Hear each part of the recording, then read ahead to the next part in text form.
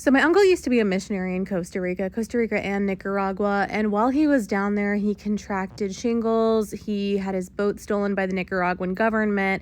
He was living with a church, but he was also living with a native tribe, all sorts of things. And it got to the point where the church that he was living at literally contacted my grandparents, his parents, and were like, this man needs to leave. Like, we are reconstructing a church. Like, he refuses to leave and we need him to leave. And my mom was like, I'm going to go down there and get him. And I'm like, Mom, you are a gringa who speaks no habla español. And I do hablo español. So I was like, I'm going to come with you on this rescue mission to get my uncle, who basically has this like white savior syndrome and doesn't want to leave Costa Rica.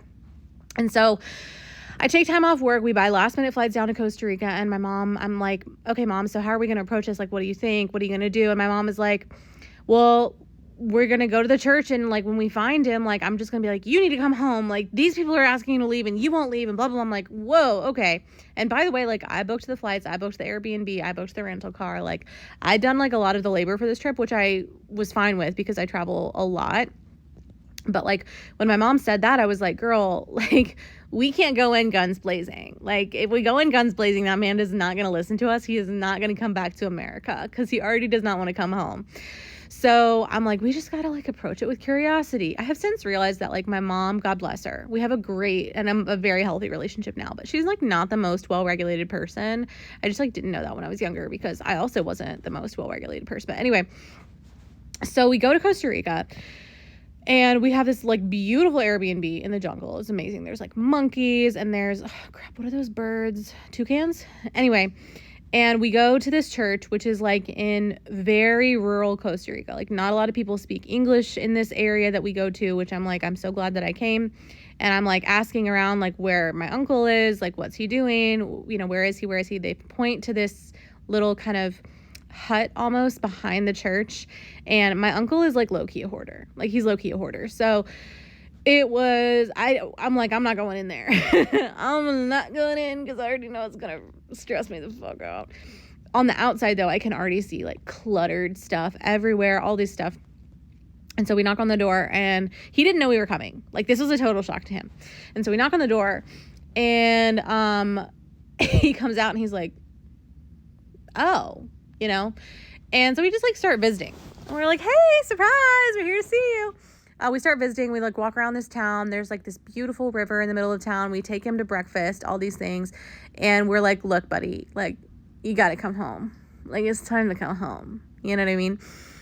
And he like doesn't want to leave, but we're like, you gotta, you know, like it's time. He's been like in Costa Rica, Nicaragua for like a decade probably. Again, he's contracted shingles.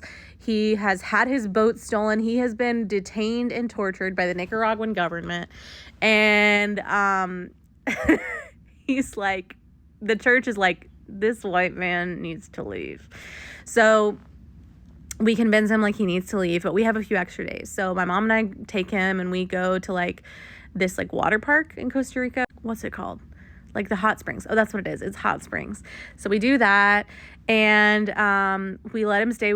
He stays with us for a night at the Airbnb, and he's like, but our Airbnb is like 45 because the town he lives in is like rural AF. So it's like 45 minutes away from our Airbnb. And so he's like, can I stay with you guys another night? And my mom is like pissed off that we've had to come here and like make this man leave. And she's like, no, like, we're going to have to then drive you 45 minutes back and then drive in the opposite direction to the airport when we have to leave. No.